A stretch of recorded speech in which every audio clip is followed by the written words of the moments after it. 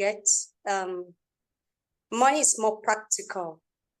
Everything is actually practical, but money is something every one of us have experiences with every day. So it's important that as we go ahead, we communicate so that we know that we are on the same page. Are we in agreement? If you know you're actively listening here, can you give me a thumbs up on the chat box? Can I get a thumbs up? Can I get a thumbs up? If not, we won't talk about money.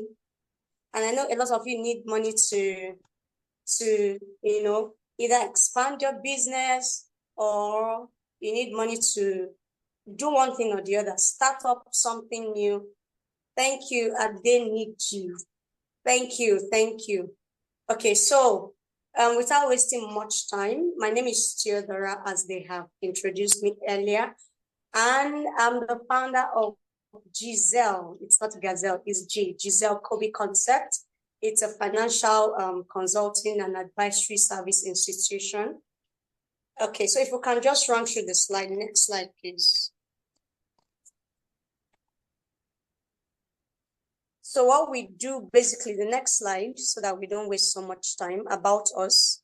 What we do is we help in budget creation. You know, when he was talking about business plans, he said one of the things that you require in your business plan is, you know, financials. It might not be in details, but it's important for you to have your financial stated in your business plan. How do you plan to, you know, even get your funding and all that? So we help you with budget creation. We help you with your financial planning.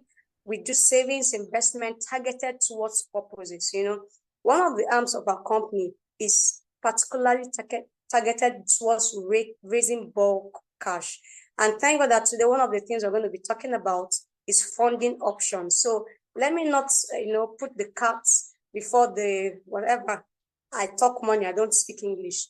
So in case my English is not the way you want it to be, just understand that I don't have time to decorate my slide or speak all the big grammar. I just have time to make the money. Okay, so that's what we do. We help you raise bulk cash, and we help with different aspects of wealth creation. Next slide, please.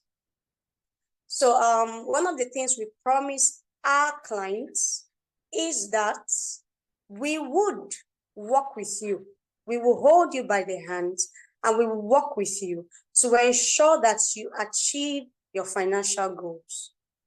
We'll hold you by the hand, we'll work with you to ensure that you achieve your financial goals. Now, the objective for this session, our objective for this session is to, you know, understand the concept of financial planning and budgeting, and also to understand funding options that we have, especially for us here in Nigeria, the possible funding options that you can use. We also understand how to create a simple financial plan, and, you know, that will contain your cash flow, revenue, income stream, and all that. So are we ready to go? Are we ready? So I need somebody to tell me that you're ready to follow so that I can shoot. Yes, we're ready. Okay. All right, thank you. So I would like to start by a definition. What is financial or money management? I like to use the word money. When you use financial, it looks too big, okay? So I prefer to use what is money. What is money management? And I say here that money management is a skill that everyone needs.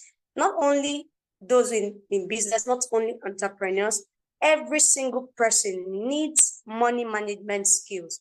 Because from a child to an adult, to your father, to your mother, all of us have need of money. But now we're narrowing it down to business, right? So money management is a skill that everyone needs to develop. And this will determine how well your money can produce for you. So if you don't have the basic money management skills, forget it.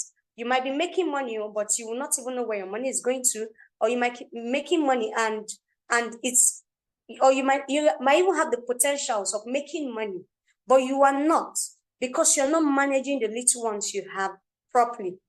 So money management refers to the process of budgeting, saving, investing, spending, or otherwise overseeing the capital usage of an individual or a group's fund. So it contains everything that you do with money, from savings. They'll tell you save, some will say invest, some will say spend, how do you track your expenses. All these things that relate to the usage of money is what we refer to as money management. Okay, the term can also refer more narrowly to investment management. It can also be called portfolio management. So you see, we've used 4 different terms now. If you hear financial management, you hear money management, you hear investment management, you hear portfolio management, it's talking about the same thing, how to manage your money. Money management is the process of expense tracking, investing, budgeting, banking, evaluation, taxes of one's money, which is also called investment management. Like I said, that's another term. So it's a strategic technique. It's a technique that you have to use to make money yield the highest interest output for any amount that you spend. So if I should spend money now, like a lot of us are spending money on data, but now you can be sure that your data is the money you spend on data is yielding a high interest output because you are investing in this program. So you bought data, but the data has gained you knowledge.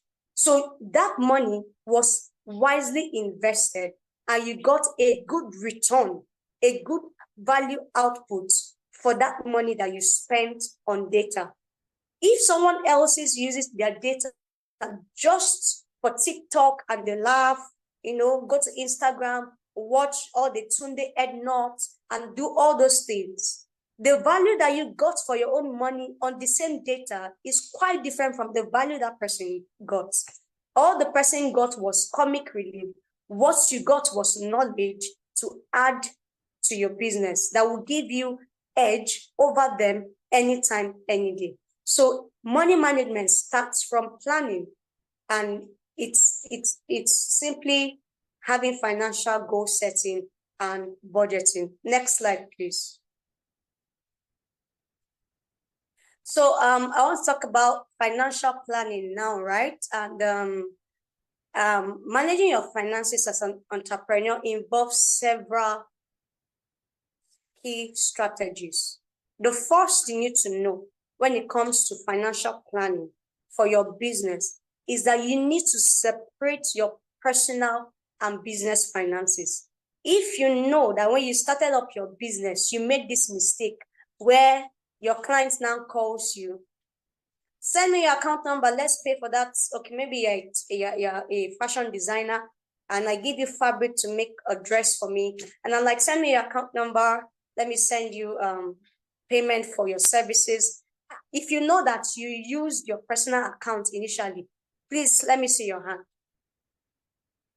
When you started off your businesses, you started off using your personal account. Let me see your hand.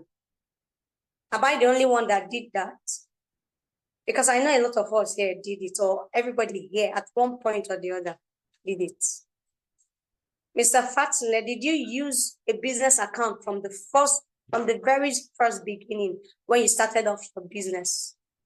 No, I use personal account. So why are you not responding? Why are you making it look like I'm speaking Greek? No. A lot of us used personal accounts when we started off our businesses. A lot of us used our personal account. So if you need to manage your finances properly, you need to plan your business funds. Then the first thing to do is to separate your personal account from your business account. You need to know that, okay, XYZ is my business finances, XYZ is my personal finances, because if you don't keep your personal funds separate from your business funds, what will happen is that you can make sales and then they call you in the house that we need to buy XYZ. and you send money from the money that customer just sends to you. You don't even know the one that is your capital. You don't know the one that is your profit. So you mix everything up together. And then tomorrow you say, I'm not seeing the money. You're not seeing the money because you're using it in your personal account. And so you now spend from your business funds expenses that are meant for personal funds. When you mix it up, you can't track your revenue properly. You can't even track your profits. You can't know if you're making profit or losses. So you just end up, there's something, anything that comes, you take it. Anything that comes, you take it. So it's important that in business, you keep your personal and business expenses separate to avoid confusion and to avoid potential tax issues in future. The second thing you need to do is to create a budget. You have to create a budget. Establish a budget that accounts for all business expenses, revenue, and cash flow. So for the purpose of this course, I would like to use the fashion designer so that I'm giving explicit examples, okay? So we know that in running a fashion outfit, you need to have your machineries, that's your sewing machine, maybe your embroidery machine, your hemming machine, and all those things. Okay, you need light, you need constant light. So you might need to have a generator. For Nigeria, let's say generator, because most entrepreneurs use generators. A lot of us have not gotten to the stage of using solar panel and all those things. So let's use generator. Let's be as realistic as possible, because I believe we're talking to new business owners. We're not talking to big businesses. So you need a generator, right? You need to have your workshop space, and you need to have you need to buy thread, you need to buy needle, you need to buy buttons, you need to buy zip, all the things that you need to make a dress. Now, if I were to create a budget, for my business expenses, you have to know how much you spend monthly on electricity bill, okay? You need to know how much you spend monthly on electricity bill. Let's say you spend 20,000 monthly for electricity bill. You put it down in your budget. Electricity, 20,000. Fuel, you use diesel or let's say you use fuel of 50,000 monthly. You put it down, fuel 50,000. Now, the little things that you use to sew, your needle, your thread, your zip, all those little things. Let's now call it sewing accessories. Sometimes it might include stones, all those things. We'll now say sewing accessories, another 50,000. Now we have how much? 120,000. Then let's talk about salaries. How many tailors do you have working for you? We'll now say, okay, let's say you have two, you pay them 25K each. That's another 50,000. So now what we have is 170,000, right? So we can now say we're keeping 30,000 for miscellaneous, maybe when AMAC comes, AMAC, logistics, if you have to deliver somebody's dress and all those things. So we have a budget of 200,000 monthly. If I now have a budget of 200,000 monthly, I now need to create a revenue budget of how much do I want to make? Because I can't be having a budget of 200 and then I don't know how much I'm going to make in that month. So how many dresses will I sew to give me 200 and above so that I know I have profits? How many dresses do I need to sew? How many clients needs to come in? So let's say that you sew an average of 10,000. Please, can you reduce that? You sew an average of 10,000 per outfit. So for you to make your budget and even make profit, we're looking at having 25 outfits. So you now have to put that down, because that will now give you an idea of your cash flow, of how money should come in and how money should go out. If you just have your budget for expenses and you don't have your budget for revenue, you're setting yourself up for failure. Because so many people will now go out all fired up. Oh, they said business plan. He just taught us how to, business mapping, business model. He just taught us your product, your delivery, logistics, all those things. You're now so gingered up. You now say, oh, I'm going to do it like this. I'm going to do, okay, in the first month, I'm going to use 200. Let's assume, like the video that was sent to the group, the lady had the money to do the first product from her school fees, according to her story. She used her pocket money or her school fees to fund the first product. What would have happened if after funding the first product, a client didn't see it and liked it and bought it? What do you think would have happened to her business? Would she keep using her school fees to design other products? Will she keep using her pocket money to design other products? Yes, when you're starting up and you have the budget of 200K for expenses because you're starting up, you need to also have plans for sustaining the business. Because if the 200K you've been bringing out from your pocket, say for 3 months, is exhausted, and you haven't gotten your client base to be able to cover the running cost of the business, then what happens? So it's very, very, very important that in planning your funds as an entrepreneur, you take very critical steps into creating your budget that should account for all your business expenses, your revenue, and your cash flow. Are we together? Are you following me, please? All right, thank you. The next thing you need to do is track your expenses. Now you might have your business, your budget for expenses, but we know that we're in an ever constant changing time. Globally, not just Nigeria, things are changing per second. So you might have planned that, okay, I'm going to just use 50K for fueling, and you discover that month, they tell you, especially in Nigeria, they'll say, national grid fell. So you discover that in that month, for the whole one month, you probably just had NEPA lights for 2-3 days out of 1 month, which means you have to spend more on fuel. So if you spend more on fuel that month, it automatically means that you spent less on electricity, right? Because a lot of us now use prepaid. You spent less on electricity. So if you track your expenses, it will help you know where your money goes to the most. Is it in logistics?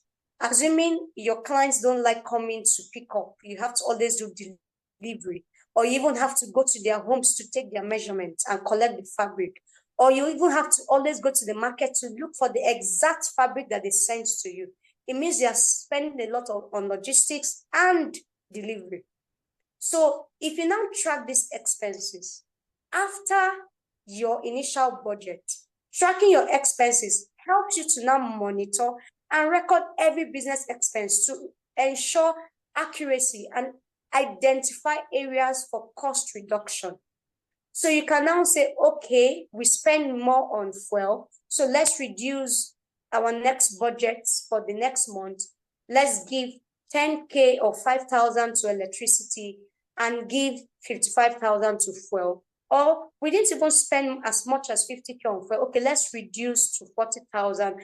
Instead of spending 50,000 on fuel, let's map out that 10,000 from fuel and that 15,000 from NEPA and use it for logistics. Since we didn't plan for logistics in the first month, we have now seen where we can cut down on some expenses. We're now channeling it to something else. And so let's say we now found out that we need more tailors. We now add. We look for where to reduce. We look for where to add. Or we see that, okay, since we're just starting up, we don't have so much clients, we can't sustain 2 tailors. Since I'm the fashion designer, I also know how to make dresses. So I will be making dresses along with one other person. So we'll let one person go. We're spending too much on salary, but we're not getting enough clients to be able to support the amount we're spending on salary. So you're now cutting down on salaries. Now, if I cut down on salaries, I will now channel that amount that I cut down on salaries, probably to social media marketing. So I can have more clients, I can channel it maybe bulk SMS. I can channel it to something like printing out flyers, going out to distribute flyers. How many people do I need to give flyers to be sure that I get so amount of clients weekly? So you see, by tracking your expenses, you've been able to say, this is where we're spending a lot and it looks like a waste. Let's cut down on this place. This is where we're not meeting up. Let's add to this place. So your budget is not cast on stone. At every month end, you should be able to go back to your budget based on the expenses that you tracked. Because yes, you have the budget, but you need to have your income and expenditure record book. That is where you will use and see the budgets or the expenses that you made and know where to cut down on or where not to cut down on. Okay, so the next thing you need to do is to manage cash flow. Prioritize cash flow management to ensure sufficient funds for operation, for investment, and for emergencies. Don't go and be, because there's no work in the shop, you just sit down there. No, learn how to manage your cash flow, prioritize your cash flow management above every other thing to ensure that you always have sufficient funds for operations, for investment, and emergencies. Next, you need to invest wisely. Make informed investments. Make informed investment decisions that align with your business goals and tolerance. Sometimes you make decisions not because this thing aligns with your business goals. You make that decision because that's what everybody is doing. You don't do something because everybody is doing it. Do it because it's going to help your business grow. It's going to help you make progress, and it's something you can tolerate. Okay, let's go to the next slide. You need to monitor your financial performance. Regularly review financial statements to assess your performance. Like I've said, that you need to have your records, right? Track your expenses, inflows. If you have those documents, tracking your expenses, tracking your inflows, you'll be able to properly manage your financial performance. You'll be able to know, okay, how are we doing? How did we do this month? You'll be able to identify areas for improvement. You'll be able to make data-driven decisions. You'll be able to have your weekly, monthly, quarterly income and expenses reports. I'm going to show us some samples at the end of this presentation. Okay, I'm going to show you typical sample, not something I got online. I used to manage a restaurant, and one of the things I did, we tracked our expenses, daily sales, daily expenses, and then at the end of the month, we have our cumulative sales and expense record. And then we also have our quarterly sales and expense record to show if we're making profit or if we're making losses. And it will amaze you to see that we made more losses than profit. Even though sometimes you will see that you're closing with 1.5 million. But when we started doing this comparison, we started seeing that we might have made sales of 1.5 million, but we made expenses of 1.8 million. And we did not realize that we're running deficit. Sometimes you just see 1.5 million account statement. You say this month I made it. So it's important that you have your weekly, your monthly, your quarterly income and expense report. If you have this weekly, monthly, quarterly income and expense report, at the end of the year, it will not be difficult for you to have your monthly report.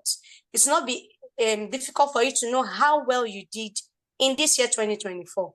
Like if I ask you, how was your first quarter? How was your second quarter? Would you be able to tell me, okay, yes, I did well, or no, I didn't do so well? So these are things that you need to really pay attention to. Now, if you have your report, it will be easy for you to track your taxes. It will be easy for you to track your taxes. Having your report will help you track your taxes better, okay? It will help you understand how much are you owing for your tax obligation, you know. It will help you track what you're supposed to pay, how are you supposed to go about it. How many of us right now are registered with the Tax Pro Max? If you're a business owner in Nigeria and you are not registered with the Tax Pro Max, then you should know that you've already set yourself up for financial failure. Because what will end up happening is that one day they will just send you a letter. You've not been paying. You think they don't have database of businesses? They do. One day, one of them will just remember you and they'll just pay you a visit. And then you will not have to pay for liabilities, all the tax that you invaded, all the how many months you did not pay. You now start paying something that's not even supposed to be, sometimes not more than 1,000 naira. You now start paying hundreds of thousands, because for every month that you evade your tax, or every month that your tax is late, you have a penalty of 5,000, which you pay for the whole 12 months, and that's 60,000. So assuming you've not paid your tax for 3 months, we're looking at 180 already. So isn't it better that you pay attention to your tax and pay the little that you're supposed to pay as at when due, to minimize tax liabilities, okay? So the next is to maintain a cash reserve. Build an emergency fund to cover unexpected expenses and ensure business continuity. Please, can I ask for permission to put off the camera so that I can conserve the energy?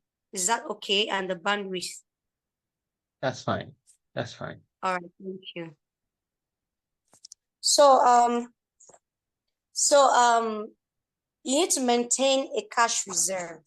What happens if, for instance, the shop you've been using, we've been using the fashion business, right?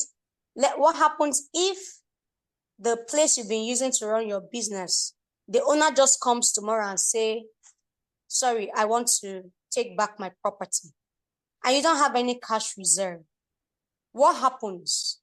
You need to get a place now. No matter how little the place is. You don't want to start packing your things and going back home. Maybe your home is not even conducive.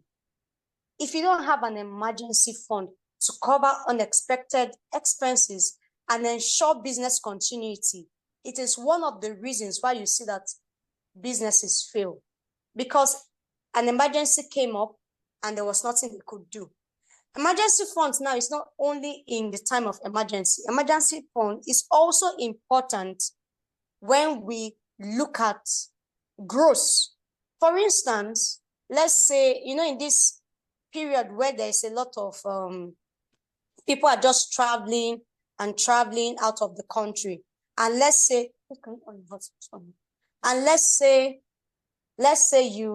you have a friend who also has a fashion outfit and wants to travel out of the country, and the person wants to sell all her equipment, her machines. She probably has electric sewing machine while you have a manual sewing machine, and she's giving it out at a giveaway price. Okay, she's giving it out at a giveaway price. Now, what happens? What happens if you don't have emergency fund? You cannot buy those things. But if you have emergency fund, it's going to be a very good opportunity for you to scale up. Maybe her rent has not even expired, and she said, okay, I'm ready to give it to you for everything in this shop. The machine, so the fabric. I once had a friend that was that owned a boutique, right? And this guy wanted to relocate. So he needed somebody to take over the boutique. He said, okay, just bring 100,000. As at the time, it was 100,000. Just bring 100,000. I would give you the shop. The rent still runs for XYZ number of months. It was still a long term anyway. He just paid rent. He said, I'll give you the shop. Sell my clothes at XYZ amount. Add your own on top. Add your own on top. And then give me the profits when you are done selling. That was the deal. That was the deal. And when that happened, he didn't have the money. So he lost that deal. He lost that deal. He couldn't get the shop. Why? Because he didn't have emergency funds. He would have gotten a boutique that he did not start up. He would have gotten a boutique that he did not sweat for. He would have gotten a boutique that everything kind of on a platter of gold. Kind of in a platter of gold. He would have gotten everything on the platter of gold. He would have gotten the shop. He would have gotten all the equipment in the shop. He would have already had materials or fabrics or clothes that he's selling without him having to invest heavily. But no, there was no emergency funds. So he lost that business to someone else that had it. So you see why it's important that as an entrepreneur, you need to build a cash reserve, because you don't know what will come up. You don't know what opportunities is lurking by the side. And let me tell you, when people sell like this, when people sell off like this because they are relocating, or maybe because they need to raise funds for distressed sale, it's always cheaper, and it's always a very good opportunity for you to scale up. Are you still with me? Yes, we Are are. you with me? Okay. So it's only my voice that is responding. No other person is responding.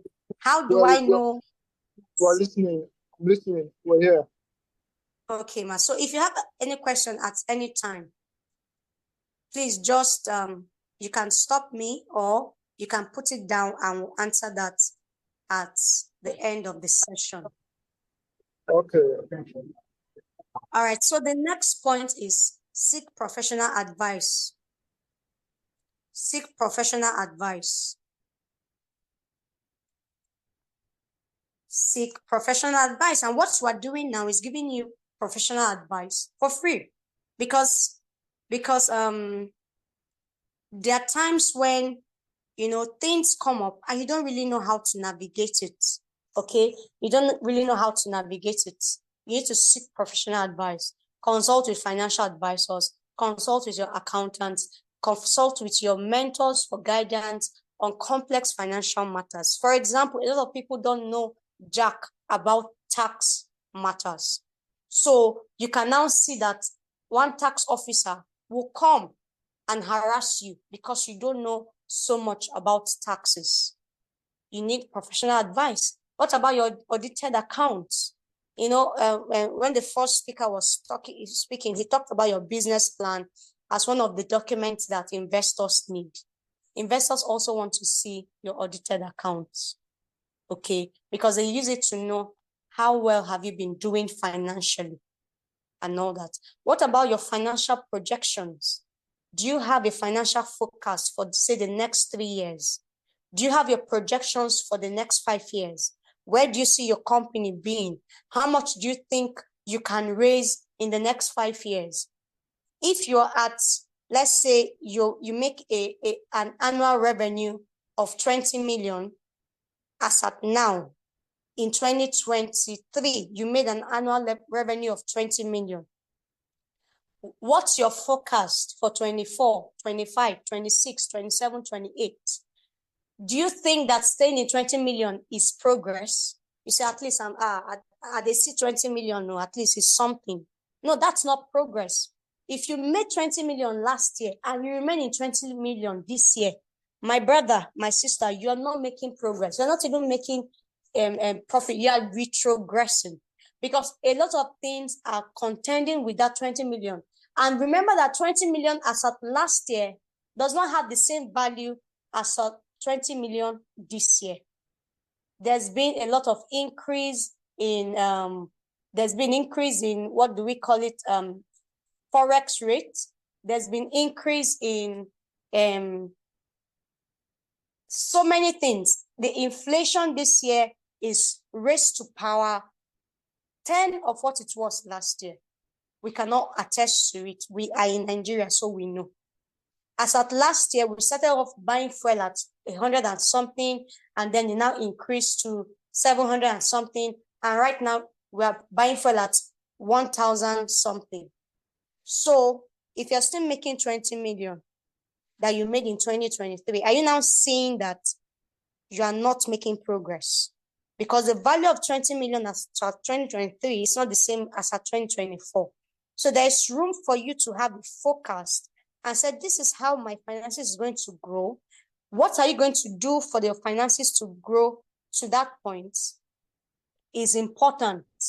All these things are what a financial advisor can help you do.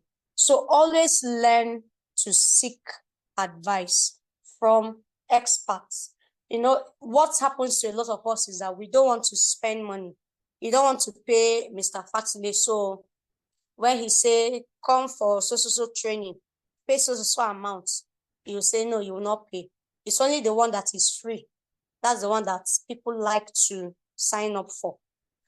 Invest in your business, spend money, invest in your business, spend money, and get value for what you need to scale up your business. So the next thing is stay organized and adaptable. Stay up to date with changing financial regulations and be prepared to adjust your financial strategies as your business evolves. It's just the same thing with the business plan that the first speaker spoke to us about. You know, when you write up your business plan as a startup, and you now discover that the way you're executing the business is quite different from what you wrote in the business, it's not a crime. All you need to do is update your business plan. Be adaptable. Know what is going on. Be involved in market research. What are the trending news in the financial markets? You need to understand what is happening there. You need to keep positioning yourself to be abreast of the global trends, because I'm sure you're not planning to remain a local champion. Even in the Nigeria where we are, what's happening? What is happening in the financial sector? How can you adapt to what is happening so that you continue to stay up to date and stay relevant, and you know your business continues to evolve? So these are the 10 major strategies you need to plan your business finances properly. If you can take hold of these 10, every other thing that might come up is embedded in it. If you can take hold of it, every other thing is embedded in it. So, do you have any questions so far? Should I move ahead to the next slide? Any questions? If there's no questions, then let's move on to the next slide. Hello, can you hear me? So? Yeah, sorry, I joined late and I'm sorry to have missed a large chunk of what you had discussed. But I caught up on the last 3 points: staying organized, getting expert advice, and making sure one has extra cash for taking advantage of opportunities. And please, could you just outline, you don't have to discuss, would you just outline the other 7 so that I can just jot? I don't want to miss out on that. Thank you. Okay, I also believe that our host is going to give us a recorded version of the session, right? So you could always catch up the recorded version, but I will just run it through so you can jot them down. Number 1, separate personal and business finances. So you need to have a separate account for your personal funds, and you need to have a separate account for your business funds. Number 2, create a budget. Create a budget. Number 3, you need to track your expenses. That you need to monitor and record every business expenses to ensure accuracy and identify areas for cost reduction. Number 4, you manage cash flow. Manage cash flow. That's number 4. Number 5, invest wisely. Invest wisely. Invest wisely. Number 6, monitor financial performance regularly. Monitor financial performance regularly. Number 7, plan for taxes. Number 8, maintain a cash reserve. You say you already had the last 3. Number 9, seek professional advice. And number 10, stay organized and adaptable.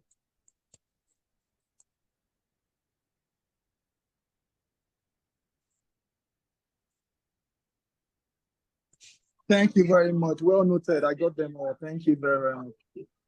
All right, so let's move on to the next slide. Or any other question from anybody before we move?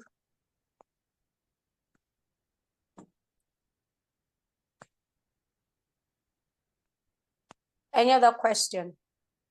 So now I want us to do something. I want us to be practical in this next slide. Okay, I want us to be practical. It's simply planning. Planning. Now, some people will just sit down and carry biro and paper and start saying, well, want to have so, that things that you have not envisioned. What is planning? Planning is the process of thinking regarding the activities required to achieve a desired goal.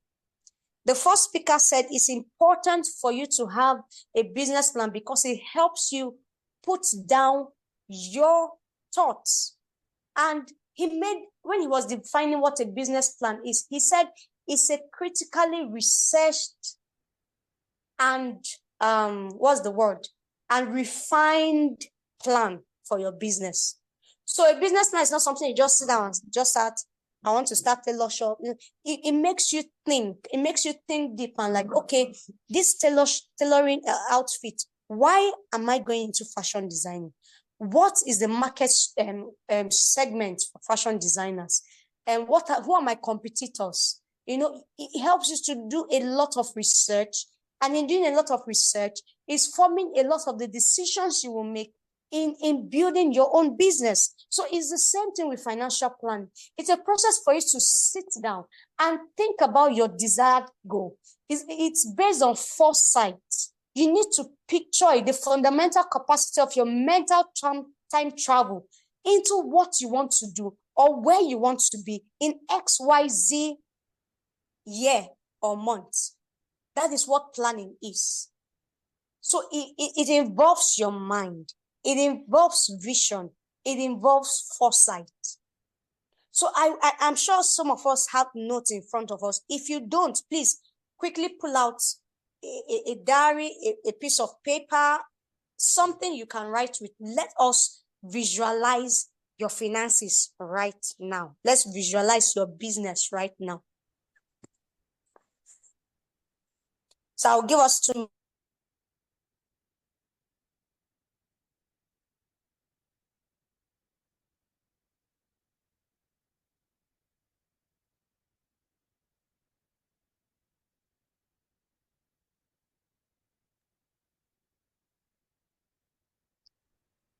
So do we have our pen and our papers ready? Yeah. Okay, so the first thing you need to do is assess your business. I don't know when you started your business. Maybe you started last year. Maybe you started last 2 years. Maybe you just started this year. Assess your business. Write it down. How well did you do last year if you started last year? Or how well are you doing presently? Assess it and give us feedback. you're not giving me feedback. Oh. It can be in form of how many times did you get last year? So can you mute your mic so that it's not?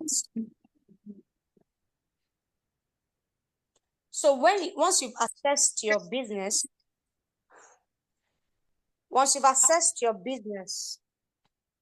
based on the goals that you set last year, did you even have a financial goal last year? Did you have a financial goal? If you did you achieve it? Did you achieve your financial goals? Did you have a financial goal last year? Did you achieve it? Write all those things down. Those are the answers I need you to write down. Yes, I had a financial goal. I said I was going to make 500K at the end of the month. Did I achieve it? No, I did not achieve it. What I got was 250 at the end of the month or at the end of the year. Just be realistic, okay? So also assess yourself. What were the obstacles that you faced? Write out all the obstacles that you faced. Did you procrastinate on the activities you were supposed to do? Or were you actively working on your goals? What did you do right or wrongly? What are the answers you get right now? It will give you insight to where to focus on going forward. You know, for me, this session is very strategic. Let's see that you're not even doing it for 2024. Let's say that you're doing it to position yourself in the last quarter of 2024 and to start up brightly 2025. Okay? So, you need to score yourself. Write down your assessment and score yourself for the year. Then number 2, close your eyes. You have seen your score. Close your eyes. Do it, oh, I'm serious, do it. Because I will ask you what you felt when you do it, when you did it. Close your eyes. Visualize what you want out of your business. Where do you want to be in 2-3 years from now? See your business acquire any assets needed to move your business forward, with all the features that the asset needs. People like us that are consultants, what we might want to envision is this very beautiful conference room that has the AC, that has the projectors, that has the public address system. Everything is intact, everything is complete. The podium is so beautiful, you know. So you do your own visualization. I'm doing mine. Do your own.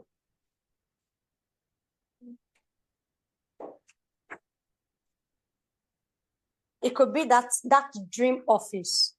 Visualize it. Well, how would the furnitures look like? What kind of furnitures do you want? Visualize it. How will your reception be? Your receptionist area. When people come in, oh, the ambience, you know, how will it look like? You need to visualize all this and write it down. Where's the location? Where will your office be located? What will the structure look like? What will the interior look like? What will the finishing be like? You need to picture the staff. Are they going to be on uniforms? Are they going to be, are you going to have dress codes? Maybe every Monday and Tuesday is corporate.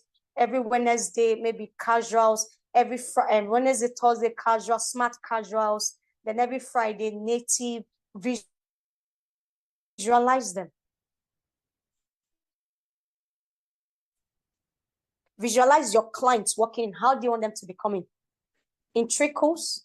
Or you want your office to be stuffed that, clients are just everywhere. Visualize it. Now write down what you visualized. That thing that you visualized, please write it down. As the CEO of your company, write down what your perfect day would be like. From when you got up in the morning, what would you do? Where would you wake up? Would you wake up in a rented apartment or your own house? A duplex? In a duplex or in a bungalow? When you wake up, would you pray? Would you meditate? Would you exercise? If all the three, in which particular order? What do you do for work in your ideal life? Like as a CEO now, when you get to the office, what are the first set of things you're supposed to do? Visualize all those things.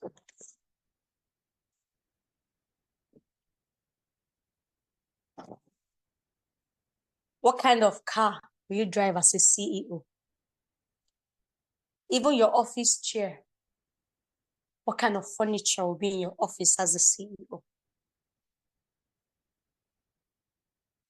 Where you want to go for holidays, are they going to be conferences, business trips, or just pure holiday?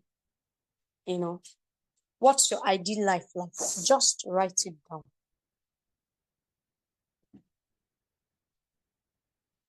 So are we done?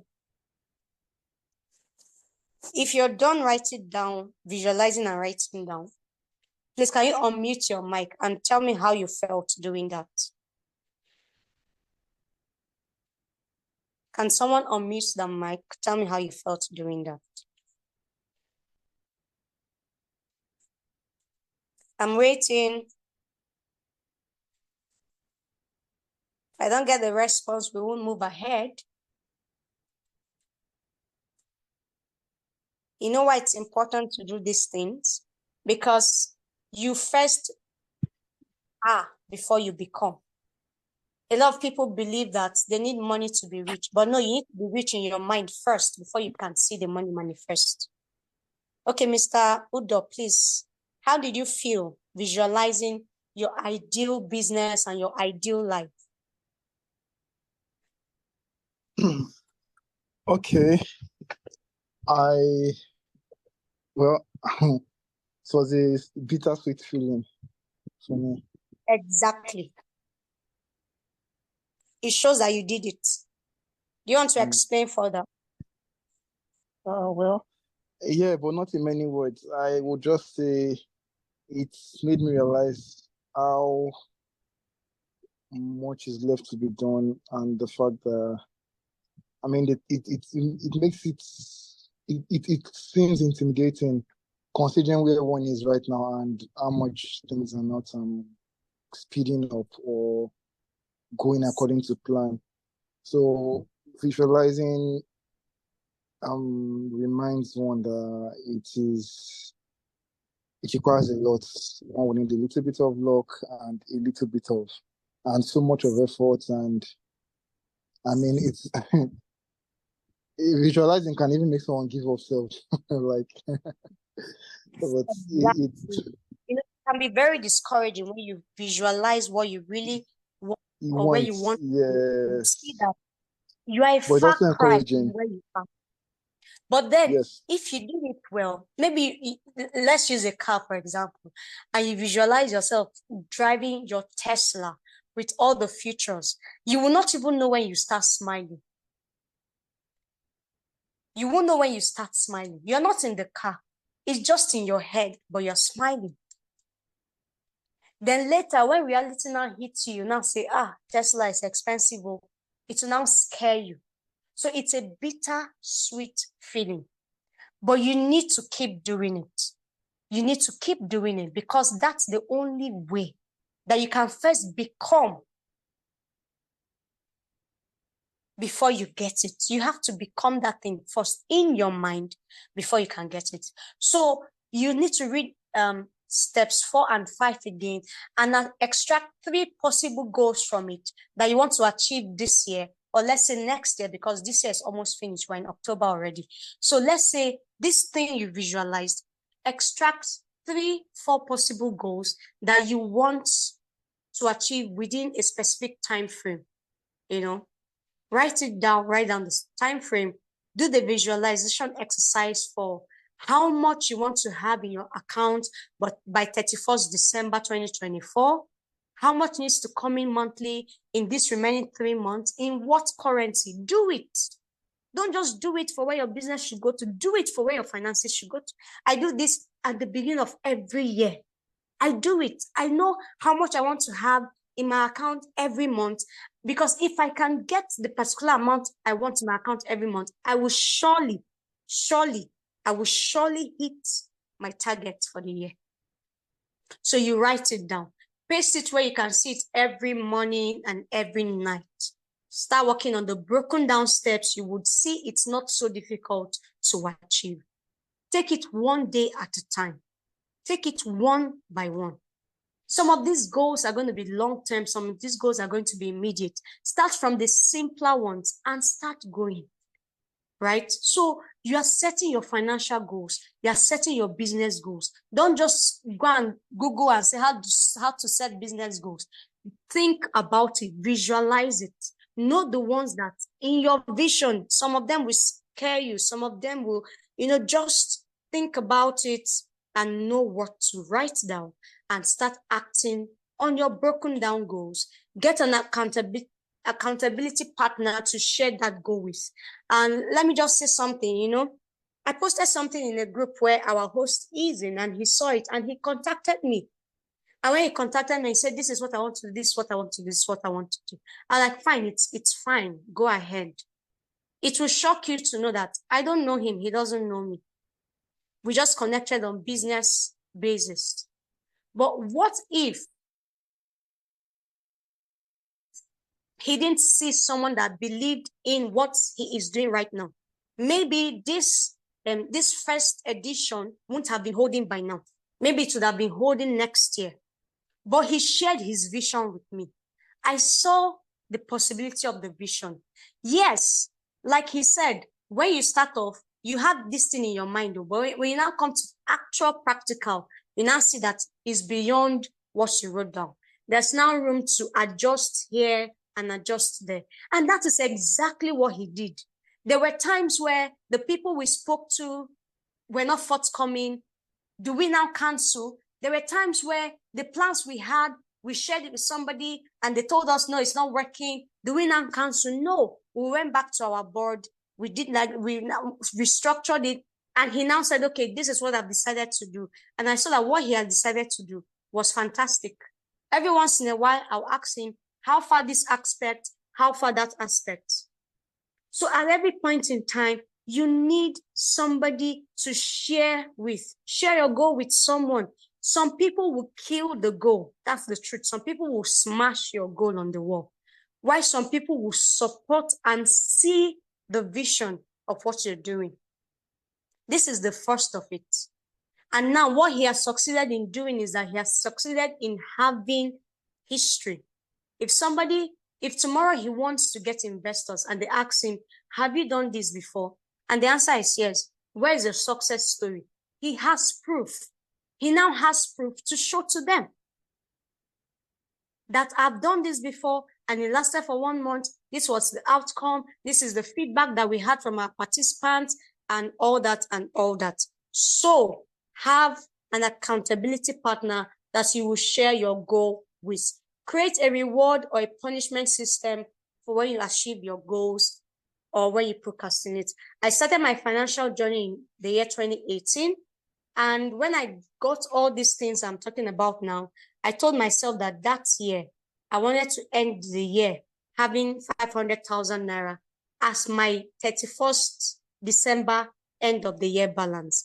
And you know that the thing about having 500K, 500,000, as my closing balance as at 31st of December 2018, it automatically means that I'm starting the new year 500,000 Naira wealthy or 500,000 Naira rich, whichever word you decide to use. And what happened was that I worked towards it. I exceeded that goal of having 500,000 Naira. And do you know what I did? December of that year, I took myself, my son, and my father for vacation. Why? Because I had Jara on top of the money I needed. So I used the Jara to give myself a reward. So always learn to reward yourself. It was Christmas period, so I already knew that I had the money. So I took myself, my father, and my son. I looked at flight. I knew that flight was going to be too expensive and will be so deep into my budget. I chartered a vehicle. I stay in Abuja. I chartered a vehicle the vehicle came to the front of my house. It was just 3 of us in the car. The vehicle took us to our destination and came back on the day we were supposed to come back to Abuja and picked us back to Abuja. So no, I didn't need to go to the park to go and enter bus. You know, I chartered the vehicle that came to the front of my house, picked me up. That was my reward. And I was so glad, I was so happy that I was able to meet my financial goals, and I rewarded myself well with a vacation in one of the resorts in Nigeria. So always learn to give yourself a vacation. So let's move on quickly to budgeting. You know, making money is one thing. Everybody can make money, but not everybody can manage money. You make money by working, you manage money by budgeting. You make money by working and you manage money by budgeting. Budgeting is a financial planning tool that helps you use the money you make wisely. And it involves estimating your income, your expenditure, and projects in a way that your financial goals will be achieved. So if you have a financial goal, you need to plan, you need to budget on how is it going to be achieved. You need to be in control of your money. That's what budgeting is all about. Giving it direction rather than allowing your money to control you.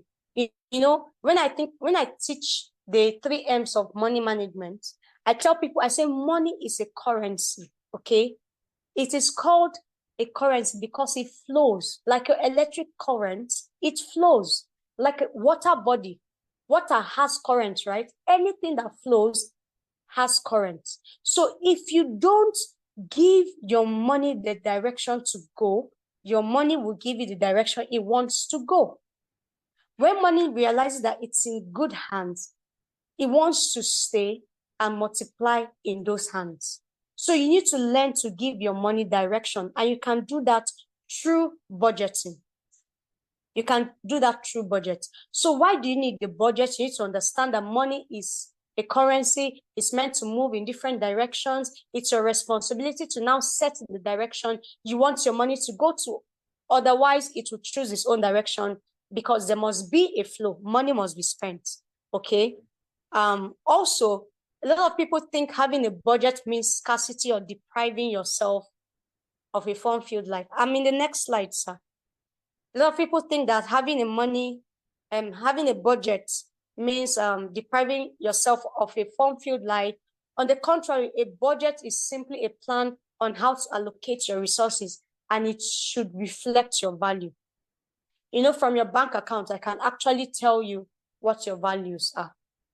If I tell you, give me your account statement, you know, I have clients come to me and they tell me, I have a client who told me, okay, so we did investment for her in 2022, and she made a lot of money in 2022 by the reason of the ROI of our investment. And then she came to me in 2023 and she said, in January, she said, I made a lot of money, but I don't know what I did with them. How can you make a lot of money, but you don't know what you did with them, and now you're broke already? It's because she didn't have a budget. She didn't have a plan. So I said, give me your bank statement. I will show you what you did with them. And I actually saw what she did with them. So her values is in hanging out. Her values is in looking good. So what you'll be seeing is nails. What you'll be seeing is ashwebi. What you'll be seeing is POS payments for hangout at Lagos Bistro. Those are the kind of things that I was seeing in her bank account. And it simply told me that this lady likes flexing. Am I saying you should not like flexing? No. Like flexing, but have a budget for it. When I talk about the 7 jars of money management, one of the jars is your turn-up fee. You should have turn-up fee. Like if I'm hanging, this is weekend now. Thank God it's Friday. Abi, won't you hang out? Will you use work and kill yourself? So if you're hanging out now like this, you not now have money to spend because I say budget. No. You need to know that I'm dedicating 10% of my income for flexing. I'm dedicating 50% of my income for running expenses. I'm dedicating so percent of my income. I'm not talking about money 7 jars. So I'm not going to go into all that, but I'm just saying you need to make a budget so that you don't spend recklessly, because you don't have the budget. The money will tell you how to spend it. But if I know that, this 50K in my account, it's only 5K that is for flexing. When I go out, I will just buy malt and suya. And when I finish the 5K, I will carry myself and go home. But when you don't have a budget, you can buy malt. You now buy suya. You say, oh, this one is beef suya. Please give me that chicken suya. Do not bring chicken suya. You forget that you're eating deep into your business funds, because a client paid 50K today. You now think that the whole 50K is your profit. The whole 50K is not your profit. You need to know the one that you're putting back into the business. You need to know the one that you're using for running an administrative cost. And you need to know the one that you're going to use to save for your emergency funds. You need to know the one that you can now use to flex. Are we together?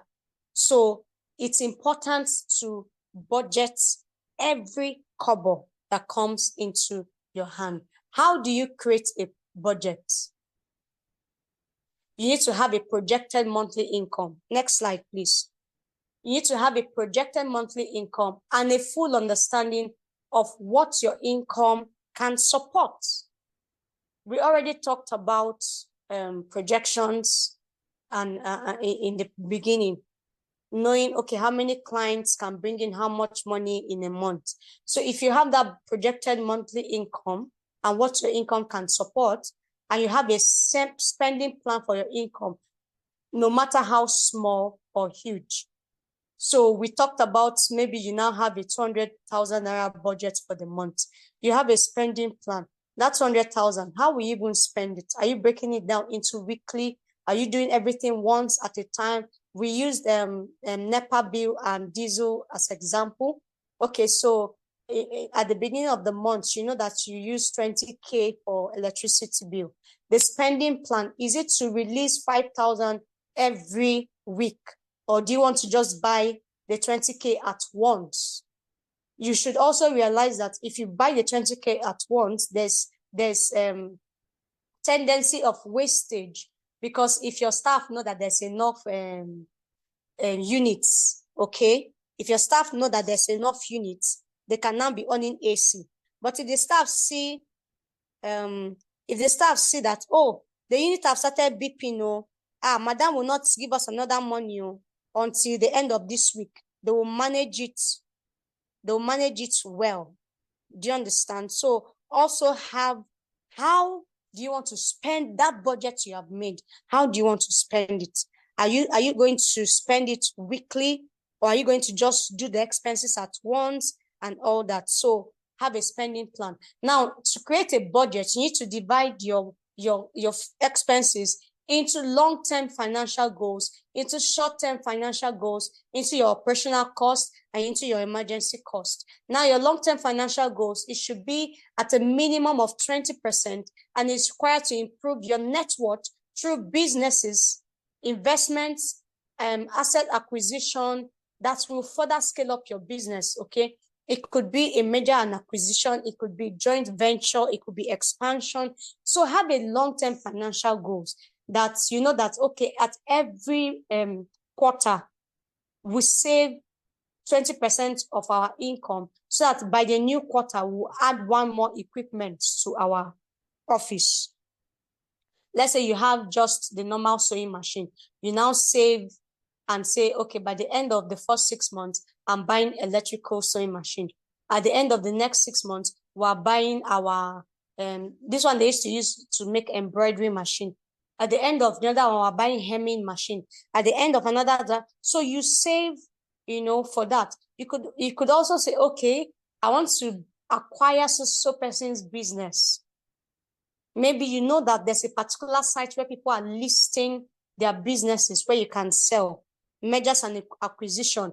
Okay, I'm going to save so amount and be able to acquire somebody's business to add to what I'm doing currently.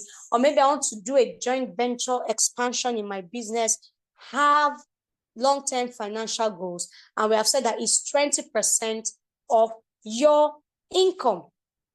20% of your income. So when a client makes payment for your services, now you know that that it's not all that you're just using for whatever. You have to remove 20% for income. Then short-term financial goals. That's 10% of your income set aside for staff welfare. Are you now saying that budgeting does not mean that you'll be stingy? You need to have staff welfare, because if your staffs are happy, productivity will be high. So have short-term 10% for staff welfare. Give them tips every now and then. Maybe every Friday you can decide to do thank God it's Friday. Share 115 for all your staff. They will think it's from your pocket. No, it's not from your pocket. It's from the business. You set aside 10%, remember? Somebody will give birth now. Somebody will do birthday. Somebody will do wedding. You know, salad break, Christmas break, Easter. If it's birthday, you can, from that 10%, buy cake, come to the office, celebrate your staff. So, okay, today is this person's birthday. The custom for us is anybody's birthday. We buy cake. We get a customized card where all the staffs will write. You know how it is done. Your weddings, buy a gift. You can say, okay, we have a particular gift that we give to every staff that gets married. We'll give you the same gift. We'll give you freezer, or we'll give you washing machine. So whoever the staff is, everybody's getting the same thing. Why? Because you have a fixed budget for it. You set aside for all these things. You can also set aside for buying luxury items that the office need, that you feel it's not really necessary, that it's luxury, but you feel you need it, it's luxury. Set aside money for it. You can buy phones. Sometimes, you know, you're changing staff, so you need to keep buying, or you hire new staff, you need to keep buying laptops, you need to keep buying phones, official phones for your staff. You get. Sometimes there was an NGO that was in the same office complex with me. Every Friday, he takes his staff out for hangouts. So, everybody closed. Nobody is working beyond 5 p.m. today. Let's go and hang out. It builds bonding. You know, it helps you build bonding as an organization. If you can be able to do these things for your staff, they will love you. They will give you the best. It will help you build bonding as an organization. You know, it will help you let down your hair. You become friends. You're not just colleagues. You become friends with your staff. And they will trust you more. There'll be transparency. There'll be trust when you do all these things, you know.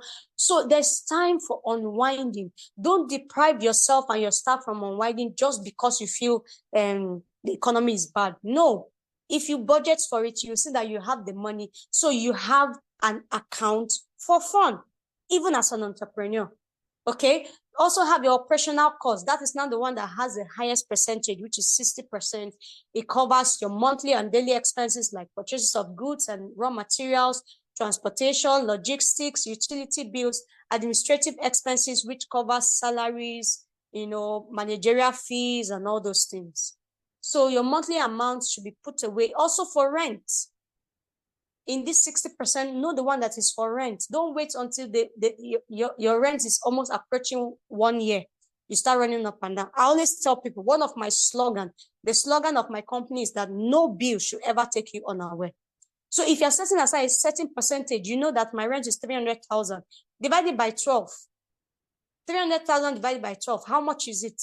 And you're keeping aside that money every month. You will raise that money before it's time for your rent. So you need to factor all these things. And then we now talked about the emergency fund. I'm not going to waste time there because I've already said you need such funds for unforeseen circumstances. Okay, so importance of financial planning and budgeting helps you develop a clearly defined financial goal. You establish clear objectives such as revenue growth or expansion. Okay, you establish your revenue growth or expansion. It helps you assess current situation. When you're able to assess your current situation, you'll be able to evaluate your cash flow, your assets, and your liabilities. It also helps you, you know, to outline your projected income and expenses. If from my record and my budgets, you know, I've seen that what moves our business more is fabric. People are always sending us to go to the market and buy fabrics. I can now decide to now buy the fabric and be selling it in my shop. So instead of going to buy it in the market, I'm now selling it in my shop. So it has now helped me to see a projected income because the money I spent on logistics going to market to buy fabric for people is too much. It has now helped me to see that this can actually be a very good source of income for my fashion store. So I will not just be making clothes for people. I'm now selling fabrics to people. Maybe I now notice that, okay, people like embroidery a lot and all that. So not every tailor has that machine. I cannot have it at that machine in my office and have other tailors come and patronize me in that thing. That's a projected income. It has helped me to outline that as a projected income revenue source and all that. So it helps you also to develop a financial strategy, identify your funding options. Funding options is one of the topics I was given to talk about, so we'll come to that. It helps with risk management. It helps you identify potential risks and develop strategies to mitigate them. Then it helps in investment planning. You develop a plan for investments such as retirement accounts or business investments. How many of you have an exit strategy as a business person now? You know, in the video that our host sent to us, the lady said most businesses die when the owner dies. But it's not supposed to be so. Most businesses die when the owner dies. What is your exit strategy? Do you plan to list in the stock market? Do you plan to go into partnership with people? Do you plan to sell off your shares? Do you plan to have equity partners and later on sell off? What is your exit plan? So it's important, even in your financial planning, to know that after XYZ, I don't want to do fashion designing again, or it's cumbersome. I would like to outsource the business. Let somebody just be paying me 50K at the end of every month and be running the business. You know, there are some people that set up business and they don't sit down there. They set it up, they outsource it like a franchise. Is that your exit strategy?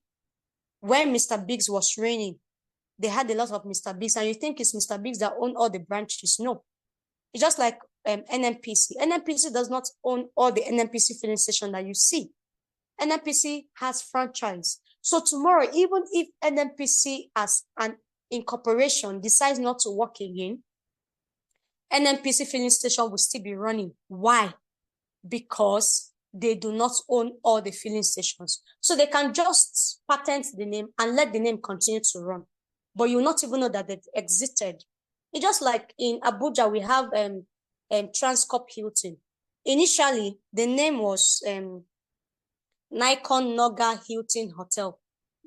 And then Nikon Noga left, right? Transcorp remained. No, Hilton remained. And now Hilton has gone in partnership with Transcorp. So those people had an exit plan, and the exit plan was to sell it off, to privatize it to anybody that wants to take over. So you need to, it helps you also to have an exit plan. So now let's move to the funding options, which I know a lot of people are waiting for, right? Let's move to the funding options. Okay. The truth is that every business needs funds to thrive. It's called capital. And then to access the right funding options, you need to ask yourself, why do you need these funds? There are 4 major reasons why you need funding for your business. Number 1 is for startup. A lot of people need businesses to funds to start up their businesses. So it's called startup capital, right? And then the challenge with the startup capital or the startup funds is that it's challenging. It's sometimes difficult to get because you do not have track record yet, and you are taking a risk. You don't even know whether this business is going to work out or whether it's not going to work out. You're just taking a risk. You're just trying to test the waters because this is your passion, but you've not run the business before. Like the case study that was sent to us on Thursday. The lady said she was just finishing her NYSC and she ventured into making furnitures using local materials. You know, she took a risk, and that's why nobody was going to give her money, not even her parents. Her parents refused to give her money. So she had to use her master's school fees to pay for the first product. If she had done the first product and it wasn't nice, she took a risk. That money is gone. Now, it's now left for her to either give up, as some people will do, or she will go back to the drawing board and see, how can I do this better? But thank God that it worked out for her. So it's usually difficult to get startup capitals from outsiders, from institutions, because you don't have record yet of your business, of running the business. Okay, so the second reason why people need funds, or why you should know the exact funding option that you need, is for expansion. Now, some people have started their business, is running already, but they now need more money to expand. Okay, at that time, all you need is expansion funds or expansion capital. So you need it to increase the ever-growing demand of your customers. You need to buy machineries. You need to move to a bigger space. You need to increase production. You know, maybe the money you have for production is not, your customers are not asking you, oh, give us 10 cartons of organic cream, and all your capital can produce is 2 cartons. So now you need more capital to be able to buy your raw material, to be able to produce in higher quantity, so that you can be able to come up with the 10 cartons of demand that your customers are asking for. So expansion capital is meant to increase your output and your productivity. The next is your consolidation fund or consolidation capital. When your business has expanded and you want to bring everything to one place, like maybe you're into manufacturing, you have your warehouse, you have your warehouse, or you have your what do they call it? You know, where they used to do the thing, what do they call it? The word has eluded me. Your factory. You have your warehouse or you have your factory somewhere else, and then you have your showroom somewhere else for people that do furniture. And now you want to consolidate everything together. You want to bring your warehouse or the factory and the showroom and the office, the reception. You want everything to be in one building.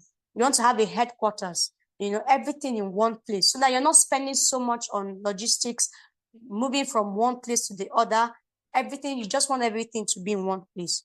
You can now go for consolidation funds. And the last is diversification. When your business begins to go national or global, I need to diversify into other markets and regions.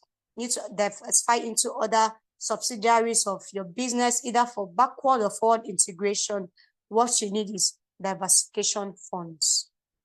So now, what are the funding options that we have? Next slide, please.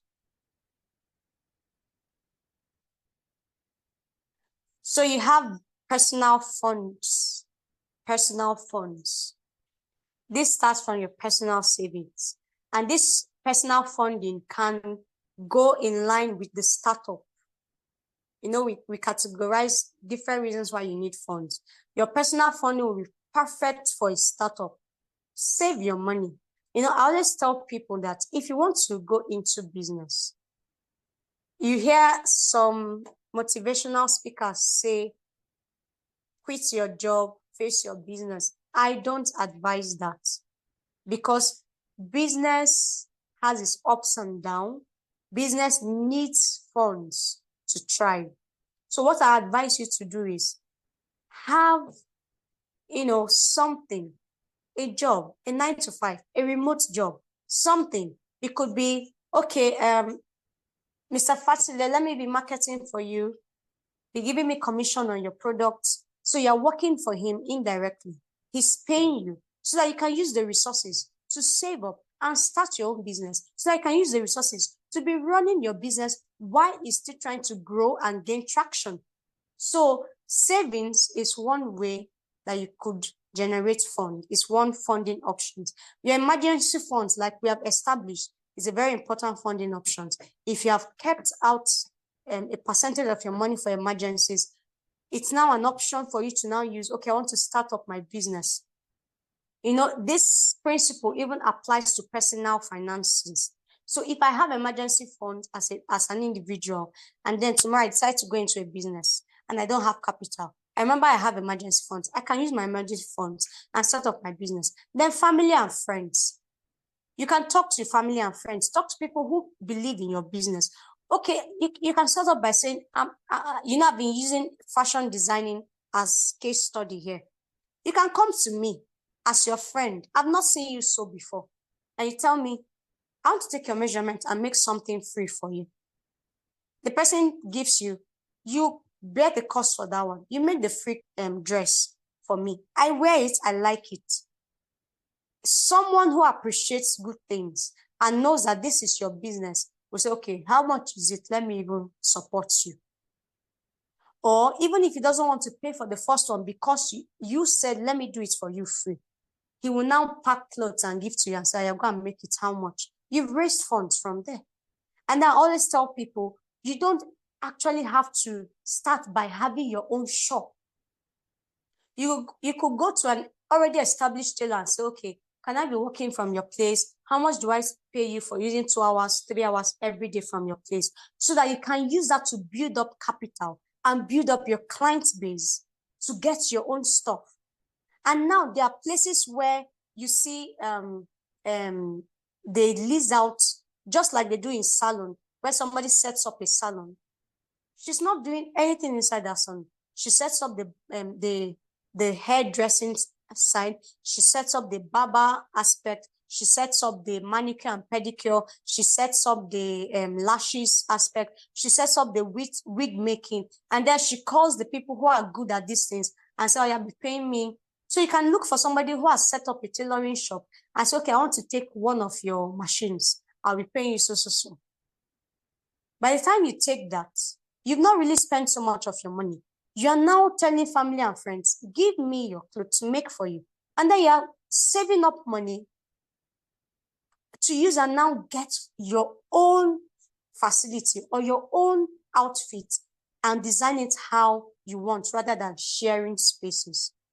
We see this now. We have a lot of office shared spaces, office shared spaces where they put the internet, they put everything. Just come and take one small office space and do your work.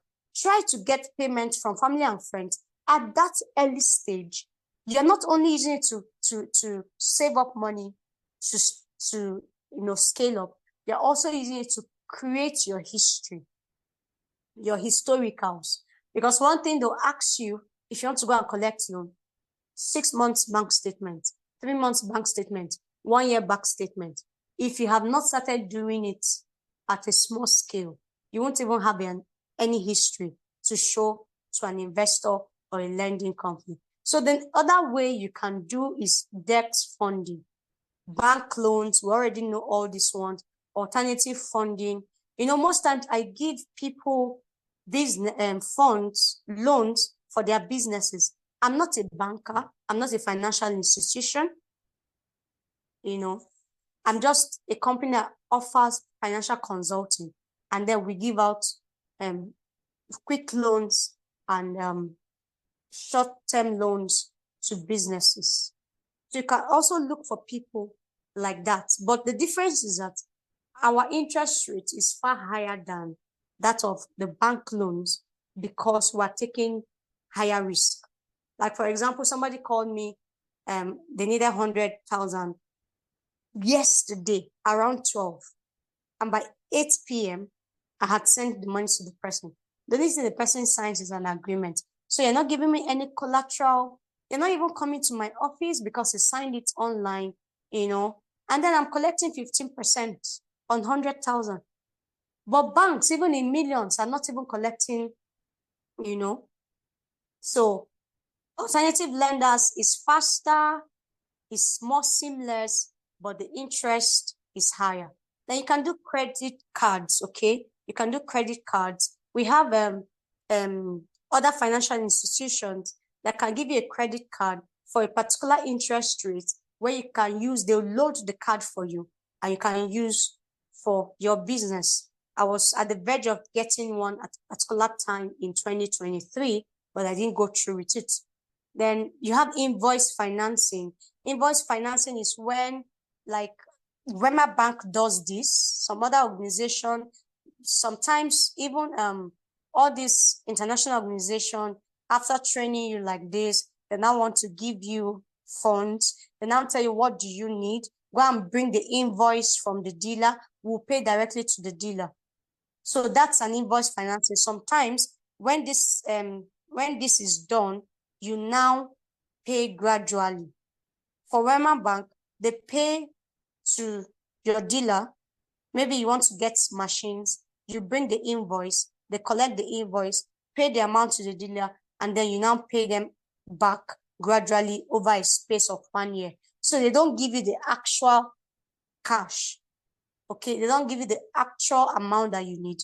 They rather purchase the equipment or the machineries that you need. Then you have asset-based financing. When you have assets, and you can use it as collateral to get funds, that is asset-based financing. So I have this, give me this. Sometimes it could also be likened to trade by barter, trade by barter. Okay, so you need somebody to be staying in your shop, Okay, why not pay me so amount? I'll be staying in your shop while I still do my sewing from your shop.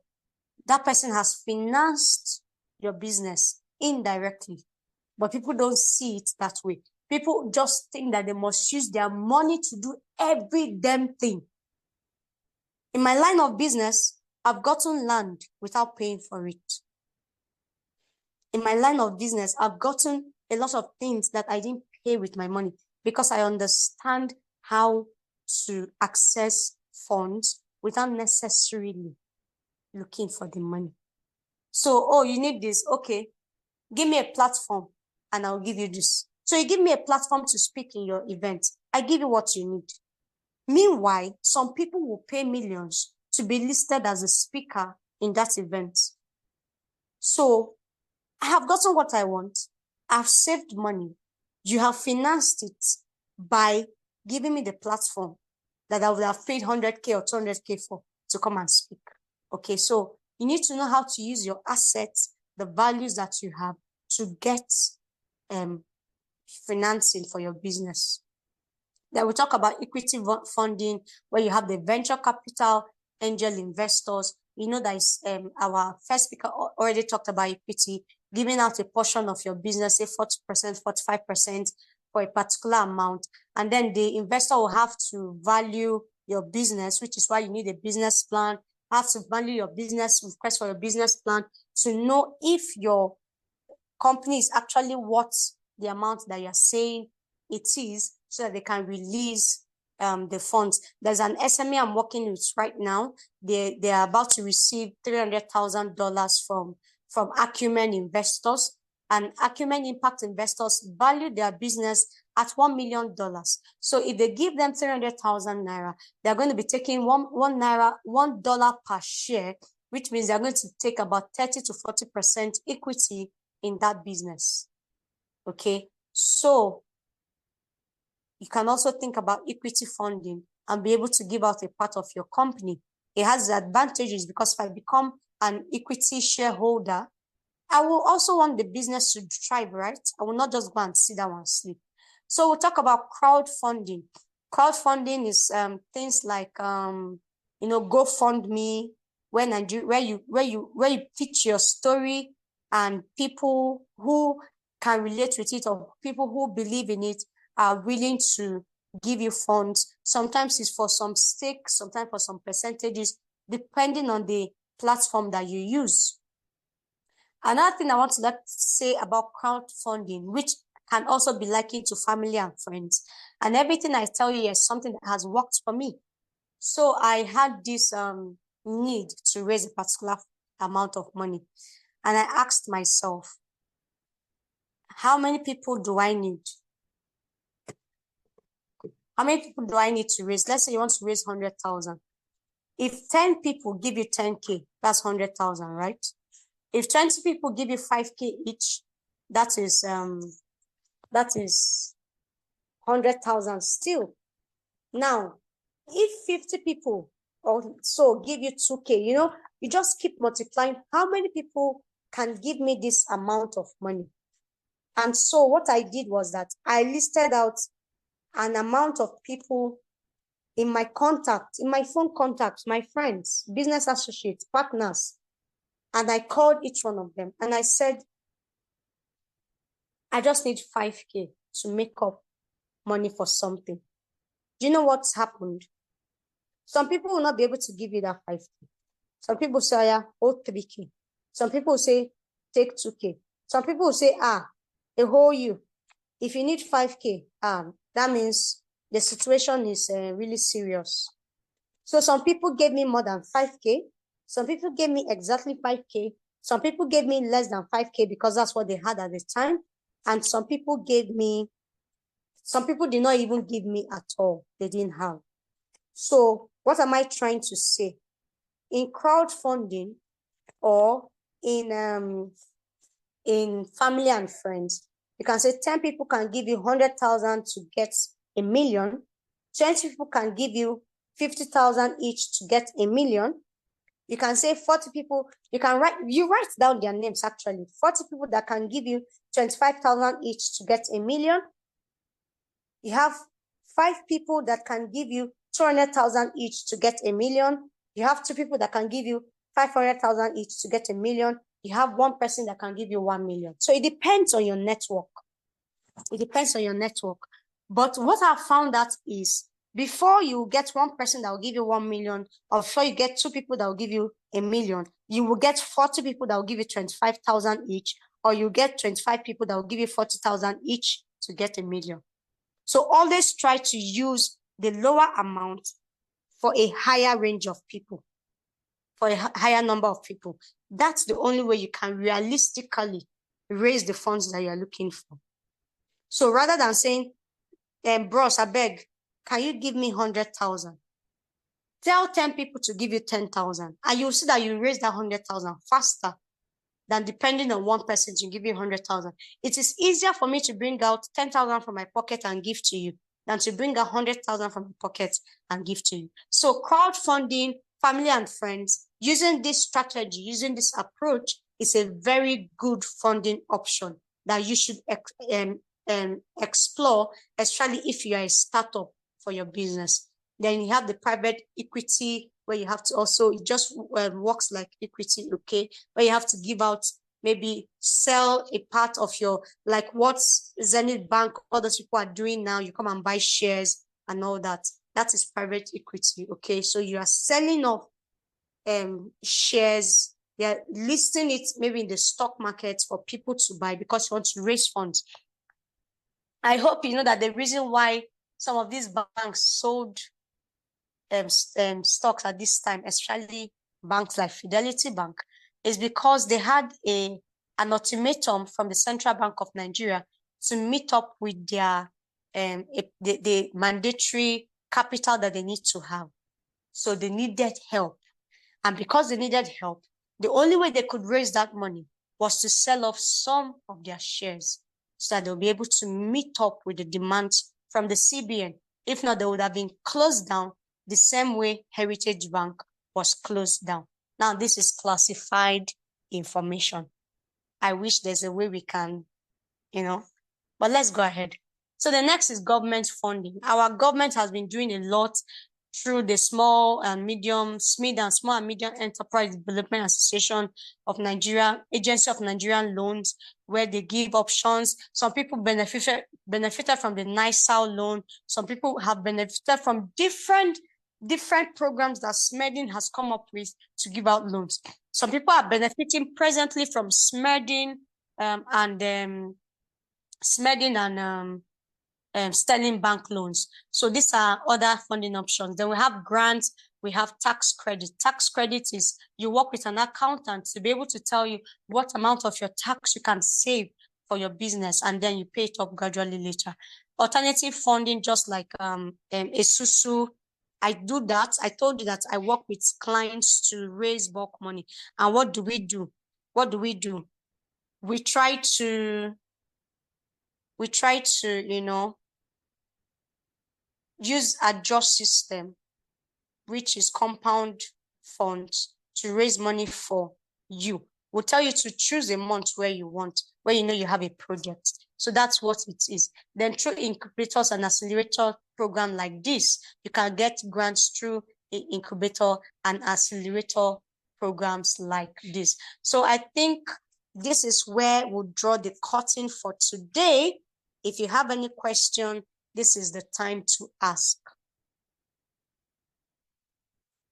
If there's no question, I'll quickly just drop some samples on the WhatsApp group so we can discuss from there, because we have overshot our time. So I'll drop some samples of expenses and cash sales, if revenue sales report, and a monthly summary of a business. Like I told you, I had a restaurant where I was managing. So I'll drop it in the chat room. I also drop a template for you to use to generate your own, because I would like to see how you can come up with your revenue, how you can come up with your expense, your budgeting, and when we start the mentorship proper, we'll guide you, but you have to do it first. Okay, so do we have any questions? If we don't have any questions, I'd like to hand over to my host.